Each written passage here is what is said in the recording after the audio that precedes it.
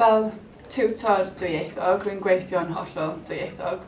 Felly popeth dwi'n paratoi yn Cymraeg ac yn Saesneg. A rwy'n gweithio i gynnwys mwy o eiriau Cymraeg mewn i pob wers hefyd.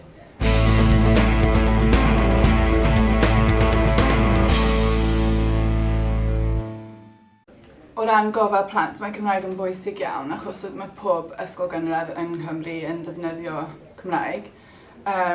Mae'n pwysig iawn i'r dyfodol nhw i cael cynnig swydd yn y dyfodol.